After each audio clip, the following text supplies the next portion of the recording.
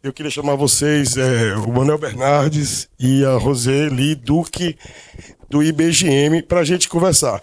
E eu queria começar perguntando o seguinte: o que o IBGM faz para o pequeno empresário de gemas e de joias?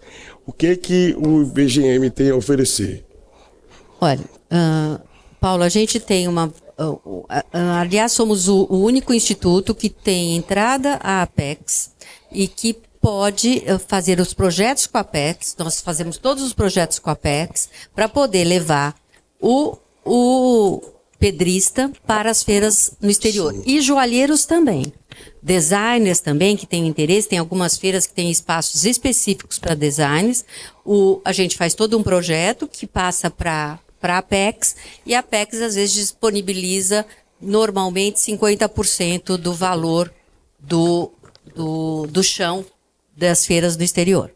Exatamente, e inclusive eu participei levando as opalas do Piauí, com o Juscelino também, e a Apex já nos ajudou, e realmente é uma fila de espera para conseguir isso, não por conta da IBGM da Apex, sim, mas por conta da própria feira.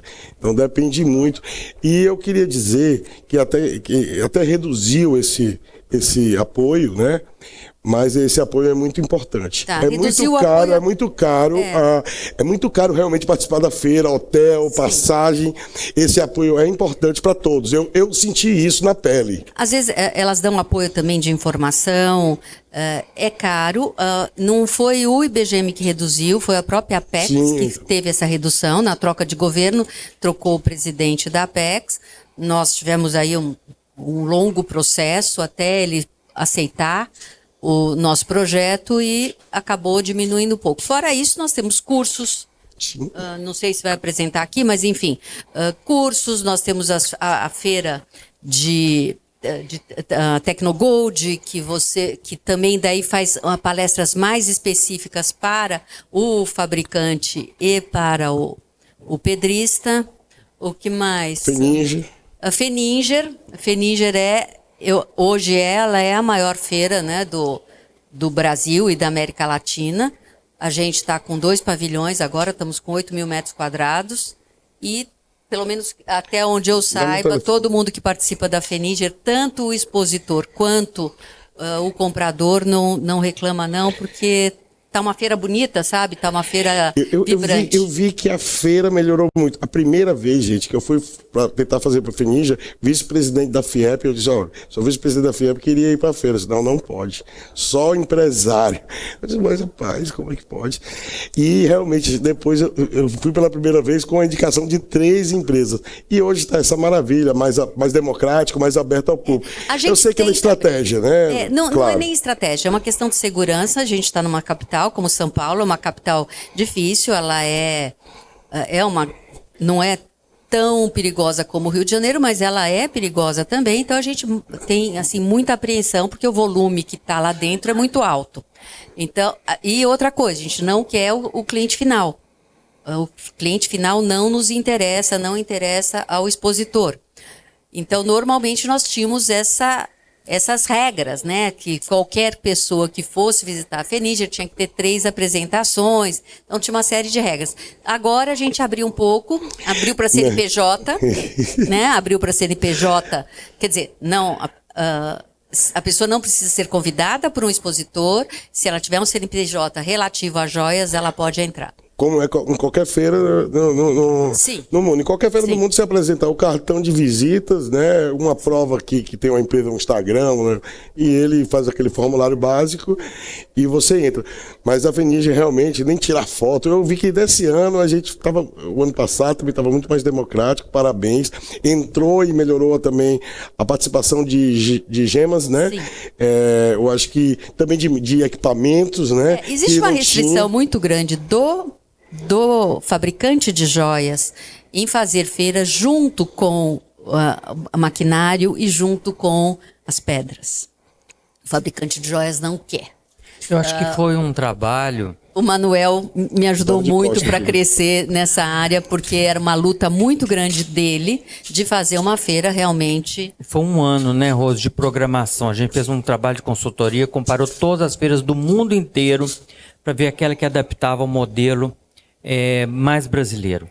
E os proprietários das indústrias de joias se acham donos da Feninja. Todo dia eu e a Rose ia falar assim, vocês não são donos, quem é dono é o IBGM. E o IBGM atende a cadeia produtiva como um todo. E além do mais, voltando às nossas conversas de hoje de manhã, não existiria Feninja se não existisse varejista. Você pode ter 10 fábricas, 100 fábricas. O cara pode comprar fora, pode comprar do contrabando, pode comprar do Orives da esquina, e ele vai resolver o problema dele enquanto loja de varejo. Mas não vai resolver o problema da fábrica. Então, vocês estão muito enganados. Esses são processos. Vocês não são donos da feira. E vocês não são a principal razão da feira existir. A razão de existir a feira são os varejistas. Porque se não tiver o varejista, você não vai vender nada, vai ser zero.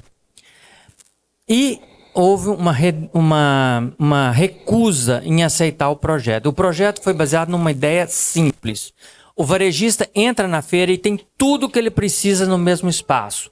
Capacitação, fornecimento de insumos, embalagens, joias em prata, joias em ouro. Era isso, a gente não queria que o cara saísse do ambiente da Feninja para ir lá no centrão de São Paulo comprar dos atacadões, para que ele pudesse facilitar a vida dele, tudo no mesmo lugar. E aquilo ali desenvolveu uma raiva nos aliás, Olha a DR. Olha a DR. É uma raça Deixa muito ele falar. difícil.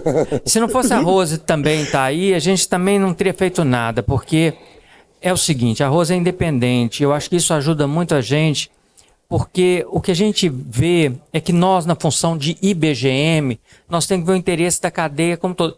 No dia que eu entro dentro do IBGM, eu tiro o chapéu da Manuel Bernardes e ponho o chapéu do IBGM.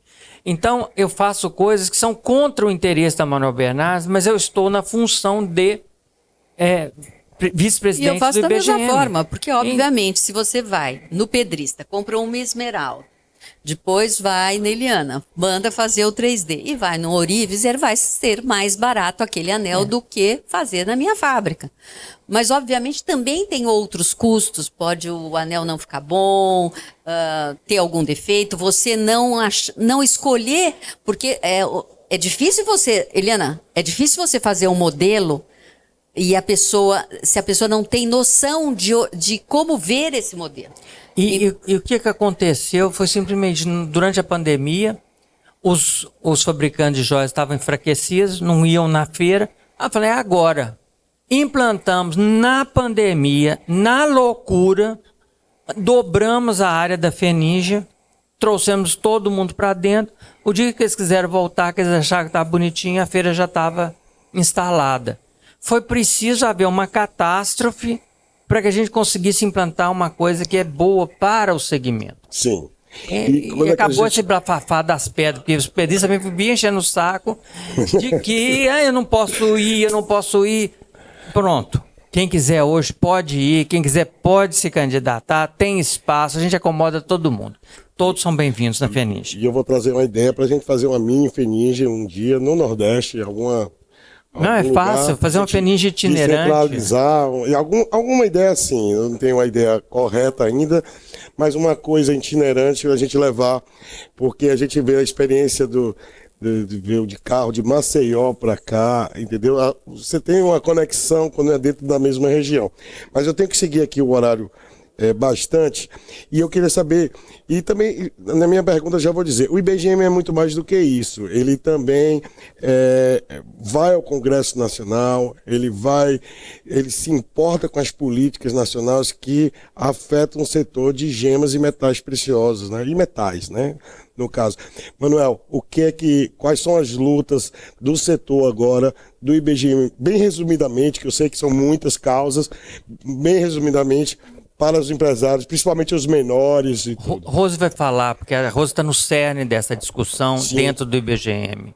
Olha, nós estamos junto aos senadores e deputados, principalmente dessa região, que estão focados na mineração, estão focados nos projetos de mineração, onde a gente está procurando passar a questão da rastreabilidade. e da dualidade do ouro. Não sei se vocês sabem que aqui no Brasil existe 2 valores de ouro. O ouro matéria-prima e o ouro da TTVM. O ouro da TTVM não incide nenhuma tributação ICM. O ouro como matéria-prima, sim. Em alguns estados, nós podemos comprar legalmente das DTVMs e colocar e transformar isso em joia dentro das nossas indústrias. Em outros estados, não. Então, nós estamos nessa luta para que se iguale e que a gente possa colocar esse ouro sem taxação dentro da nossa empresa. E, principalmente, a gente estava muito preocupado com a reforma tributária. Estamos lá em frente, acho que semanalmente o nosso diretor executivo vai para Brasília. Nós estávamos com risco de cair no imposto seletivo. Não sei se vocês sabem que nós temos a questão de Manaus. Manaus tem a questão tributária deles e eles, com medo de perder esse espaço e perder o mercado, começaram a querer impor um imposto seletivo, além do imposto que já vai ser, de uma certa forma, mais aumentado para nós. E a gente está conseguindo não liberar a joia do imposto seletivo, que parece que só vai ser para cigarro, bebida... De qualquer forma, ficaram automóveis, cigarros, bebidas e minério de ferro. O que é fácil deles compararem, vai dar muito dinheiro. E a gente saiu do imposto seletivo. Ok. Nossa, que notícia boa. Agora, eu tinha quase certeza que não iria. Mas nós temos um outro perigo que ronda gigantescamente, que é a proteção da Zona Franca de Manaus. Nós temos uma discussão, e isso está no projeto de lei que o governo enviou, de manutenção do IPI para os produtos que têm fabricação em Manaus. Olha que coisa injusta. Talvez 10% da produção nacional ou menos seja feita em Manaus. Mas isso dá o direito a eles de estabelecerem uma manutenção do IPI, não vai chamar IPI, vai chamar outro nome, para o setor de joias. Então, a nossa briga, essa luta é difícil, porque quem foi o relator foi o senador Braga do Amazonas. Quem foi o relator no Senado foi o senador Braga, e ele colocou esse item. Nós estamos tentando mudar, dizendo o seguinte: para que essa coisa tenha efeito, é preciso que haja uma relevância na produção de Manaus. Para qualquer produto, não é para produto joia, não. Assim, vamos supor assim, se não tiver 1/3 da produção nacional, não faz sentido essa proteção, porque nós estamos protegendo infimamente 10% das pessoas, ou 5% da produção nacional, e 95% está pagando um imposto a mais no Brasil.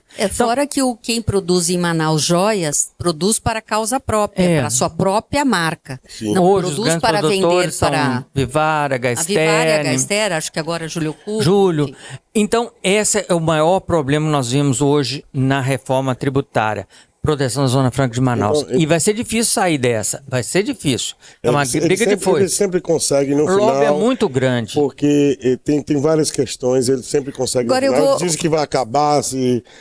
Eu vou ser sincera com vocês, eu acho que assim, o brasileiro tem uma certa rejeição a participar de associação, de participar do instituto, mas indo a Brasília a gente vê, os nossos deputados, nossos senadores não têm ideia do que é o nosso setor.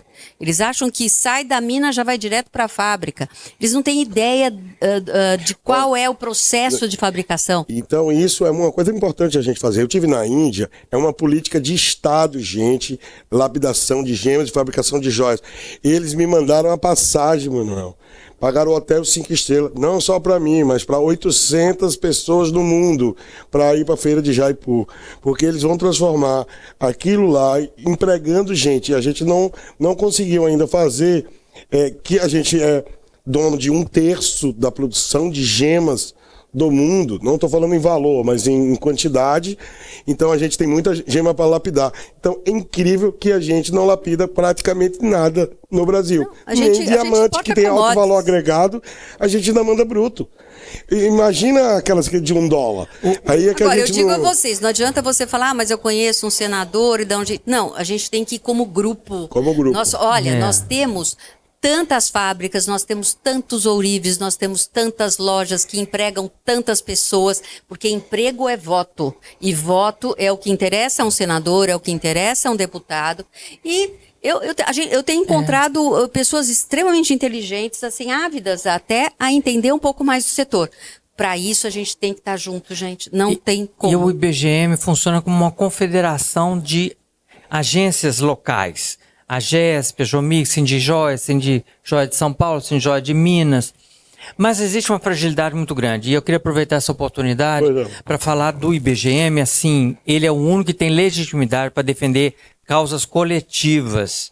Da mesma forma como as entidades locais têm essa mesma possibilidade de discutir com os governos locais. Por exemplo, a gente discutiu em Minas Gerais uma lei em 2005 que se tornou depois para o Rio de Janeiro, para a Bahia, para o Rio Grande do Sul, uma redução unilateral do ICM. Por exemplo, eu pago hoje 5% de ICM nas joias sem direito a crédito. Porque a gente demonstrou isso para o governo, que tinha evasão e tudo mais. E aí o Rio de Janeiro copiou. Nós tentamos desesperadamente, São Paulo nunca adotou, o Rio Grande do Sul adotou, a Bahia adotou uma coisa muito louca, que foi assim, 4% com direito a crédito, quer dizer, o cara recebia retorno, igual Manaus, para exportar, e foi perdida por negligência na transição do governo de 2020, foi negligenciada pela associação local e eles perderam esse benefício. Olha que loucura. Mas isso para dizer o seguinte, aqui no Piauí, vocês pagam 27% de ICM. Isso é uma coisa de louco. Isso é uma coisa absurda. É verdade. É totalmente impossível você regulamentar o mercado. Ninguém vai crescer, todo mundo vai ser micro e pequeno empresário a vida inteira. Não vai pagar imposto. Não vai pagar. Essa é uma política totalmente errada. Mas é preciso que tenha uma associação local, Paulo. Nós estávamos conversando ontem, que, em nome de todos, faça defesa junto aos governos de políticas públicas que sejam, obviamente, do Estado, né? Claro, com a reforma tributária vai padronizar no Brasil inteiro o ICM e tudo, mas ainda vai 5 anos ainda de transição até 2030, até 2032 tem transição. Mas é preciso que vocês constituam aqui uma entidade, e o IBGM pode, a duras penas, trabalhar junto para municiar vocês de defesas de interesse e de explicações pelas quais vocês devem lutar junto aos governos dos seus estados. Esse deveria ser um grande objetivo, que os estados tivessem representatividade no setor joalheiro em cada estado, de forma que haja uma defesa de interesses local. Porque o interesse nacional, o IBGM faz essa parte, tudo mais, mas o interesse local é preciso que haja uma mobilização local. Então é preciso que alguém lidere esse projeto, uma pessoa, uma empresa muito grande local, ou um grupo de empresários, ou se associar ao CDL, ou associar à associação comercial. Não sei qual é a solução, mas precisa ter uma defesa de interesse. E, pessoal, é dedicação, porque o Manuel, eu e todo o meu conselho, nós fazemos esse trabalho gratuitamente, tá? Ninguém... Não, é importante, porque às vezes, vamos fazer uma associação, seu salário. Não existe salário, existe sim equipe executiva. Existe muito trabalho, né? Existe executiva. Existe muito trabalho, mas a gente faz realmente por paixão. Eu tenho certeza que eu faço por paixão e o Manuel também. É um sentido comunitário. Alguém tem que fazer uma defesa comunitária. Nós precisamos defender os nossos direitos e a gente precisa ser ouvido. E a gente só é ouvido no grupo. Sozinho é muito difícil. Eu queria também dar um dado interessante. Eu acho que você está certa, e é isso que a gente está tentando fazer aqui, né? Se juntar e não ficar todo mundo em cada quadrado. Eu queria perguntar para o professor Érico que está aqui, você está acompanhando o que está acontecendo? Eu sou conselheiro da CNI, do Conselho Temático de Mineração. E lá só tem grandes players. Eu, como de Gemos, eu fico até... assim, para falar, porque minha opinião sempre é o contrário dos grandes, assim. Você está acompanhando a mudança do Código de Mineração, que relativiza o garimpo em áreas de pesquisas de outras empresas. Por exemplo, tem uma empresa tem 1.000 hectares e está lá como pesquisa, e tá essa mudança que está no Congresso Nacional, relativiza. A comunidade pode garimpar nessa área de pesquisa de uma grande empresa, justificando, é claro, não sei qual é a norma e tal, mas os grandes são altamente contra isso, dizem que vai legalizar os clandestinos, que vai agredir o meio ambiente, que a ANM não tem condições de fiscalizar nem o que é agora, quanto mais. Eu ouvi o IBRAM, eu ouvi também o pessoal que quer essa mudança, porque diz que vai gerar mais economia. No caso de Pedro II, por exemplo, o cara tem, mas eu posso garimpar. Qual é a posição do IBGM? Você já tem alguma opinião formada? Esse é complexo. Você está falando de uma mudança do Código de Mineração. O Código de Mineração é um código antigo, de 47, e, portanto, ele é totalmente desatualizado da atualidade. O que ele está discutindo, e eu temo muito isso, são ações populistas, porque nós vivemos em governos populistas, não importa a direção política, todos são populistas. O que está acontecendo ele está falando o seguinte, a Vale tem 10 mil licenças de pesquisa. Mas você sabe que a pesquisa, ela tem um prazo. Você tem 2 anos, sei lá, o professor Érico talvez saiba melhor do que eu. Ele tem um prazo para fazer a pesquisa. Senão você pode pedir um adiamento. Mas não é adiar 20 anos, 30 anos, como eles estão guardando, armazenando os direitos de pesquisa para um dia minerar. E aí isso impede que outras empresas participem. Mas eu aprendi que a gente tem muito receio de tudo que acontece, porque alguém está ganhando a proposta em relação a isso. A atualização do Código Minerário deveria acontecer, como está acontecendo no Código Civil e tudo, de tempo em tempo você faz uma atualização das regras. Nós estamos discutindo como é uma lavra garimpeira, como é uma mineração de pequena escala. A gente está tentando fazer isso diretamente junto da Agência Nacional de Mineração para simplificar o processo, porque no Brasil tudo tem que passar pelo Congresso, mas isso é uma loucura. Isso é uma coisa que pode ser regulamentada simplesmente pela agência, não precisava... Sabe, tudo tem que passar por deputado, e os deputados votam, os deputados não entendem nada de nada, e ficam votando e fazendo projetos que não vão levar a lugar nenhum. Eu tenho muito receio que esse interesse momentâneo do governo Lula por uma atualização do Código Minerário represente algum interesse não muito claro, não muito óbvio, que ele viu nesse momento. É porque ele vai arrecadar mais através do CEFEM, se tiver mais exploração. Nunca vi, professor, há um projeto de fazer um levantamento geodésico de toda a potencialidade brasileira. Não, a gente não fala disso, não fala de coisas que são essenciais.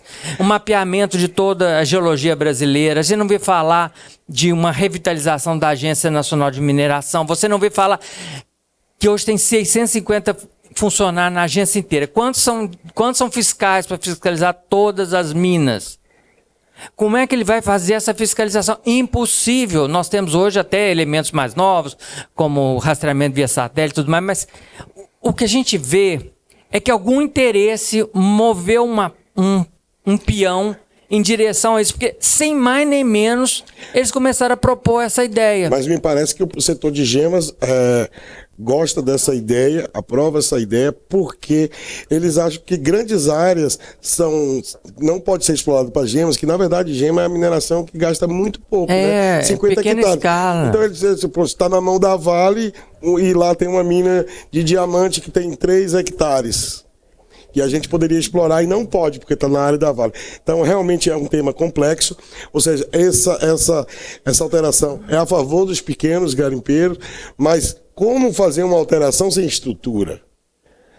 Se a ANM não consegue nem fazer os requerimentos andarem rapidamente. Então, a gente é um projeto do Brasil e por isso que eu perguntei ao IBGM. O IBGM está acompanhando tudo isso. O IBGM está acompanhando. É óbvio que nesse maior embate, o IBRAM, o IBRAM tem muito dinheiro, porque são os grandes mineradores, é a Vale. São totalmente contra. Está por trás de tudo isso.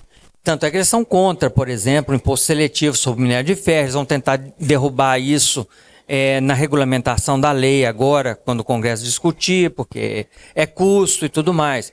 Mas a gente fica bravo, porque quando foi criada a CEFEM há poucos anos atrás, era isso. Agora criou um outro imposto adicional CEFEM, sobre o ferro. Para quem não sabe, é um imposto de arrecadação, é uma contribuição do que se extrai. que deveria ser usado para manutenção da Agência Nacional de Mineração e para as comunidades onde está inserida a mineração para ajudar a recuperação dos terrenos. Não tudo, porque quando você já faz um projeto hoje de mineração, você tem que levar em consideração a recuperação do terreno. Mas você trata de questões socioeconômicas envolvidas na mineração para uma população local. Você não vê isso sendo aplicado. Hoje, por exemplo, um município como Congonhas, que é 70 quilômetros de Belo Horizonte, é riquíssimo, porque tem uma Cefem enorme, porque tem a Ferteco, Vale, são exploradores Gerdau. Você não vê isso sendo aplicado, né? Então, quando a gente fala, eu estava brincando ontem, a gente fica muito desiludido, porque não há um processo de estruturação completa do Brasil. Tudo vai por solavanco, tudo vai por interesse e sempre o que está acontecendo é uma sobretaxação das empresas. Não fica muito grandes. claro, né, Manuel, aonde o governo coloca o Cefem, né? Porque estava falando com o Raul Jugman, que é o presidente do IBRAM, e ele colocou muito bem que o minério é uma safra só. Não dá várias safras. Então, quando acabar o minério daquela terra, acabou aquela cidade. Então, deveria se retornar para aquele local para ampliação do comércio, enfim, para escolas. O governo estava devendo enfim. 10 anos de Cefem para a Agência Nacional de Mineração. 10 anos. Nossa. Então, como é que você fala? O próprio governo não ajuda, não passa o dinheiro, cobra da gente e não passa. Então, essa questão nossa, sabe, é um ninho de interesses. O Brasil virou e é um balcão de negócios. Eu falo com vocês uma coisa, o Brasil começou com o pé esquerdo. No dia que o rei Dom Manuel deu o Brasil para 34 amigos para fazer as capitanias hereditárias. Desde esse dia, gente, isso não é brincadeira, é tão simbólico. Ele deu para os amigos dele extensões territoriais gigantescas, sem nenhum compromisso de colonização, de desenvolvimento. Virou um patrimonialismo. Passou a régua, né, Manuel? Literalmente, não, virou patrimonialismo. Nós vivemos o patrimonialismo desde aquela época. As pessoas acham que não sabem o que é o público, não sabem o que é o privado. Eles têm uma confusão mental por causa disso. E todo mundo que atravessa o Rubicão, passa para o outro lado, passa a agir como tal. O presidente Lula é um coronel. Ele é do Pernambuco e é um coronel. O dia que ele teve poder na mão, ele agiu como tal. E não como uma pessoa que tinha os interesses claros em termos do povo. É isso que eu falo com vocês. São só pessoas travestidas de poder. E isso é uma coisa grave que a gente vive. E você deve viver isso aqui no seu estado o dia inteiro. Sabe, essa ocupação dos territórios. Nós vivemos num estado muito perto aqui de você, onde tudo virou dono de alguma pessoa. É uma coisa de louco. Onde nós estamos? Nós estamos no século XXI. Pensa bem. Vamos aqui. Calma, Manuel. Calma, Manuel. Ele está com o cronômetro. Não. Manuel para presidente. Para fazer política, você primeiro tem que vender a alma. E eu ainda não estou disposto a vender a alma. Eu acho que eu vou ter que dar um corte ali. Corte aí, vai. O Manuel não me protege se complicar aí, vai. Depois. Não, para ajudar gente. O Manuel, mas ele tem razão nessa indignação. A indignação é uma energia de revolta para poder mudar as coisas. Se não tiver essa indignação, realmente, a gente vai ficar achando tudo bom. E realmente, mas vamos voltar aqui para nossa cozinha. É realmente triste que a gente não aproveite essa riqueza. Talvez esse código facilita. É difícil avaliar realmente, porque não tem estrutura, porque é difícil, é complexo. Eu sei os interesses de cada um. E eu só sei que a gente tem que fazer alguma coisa. De repente, uma grande empresa dessa que tem uma pesquisa devia ela mesmo dar a contrapartida de que, se ali tem diamante, vamos aqui ajudar, ou se tem alguma pedra preciosa, ou alguma riqueza para a construção civil. Eu acho que tem que ser mais debatido mesmo isso daí.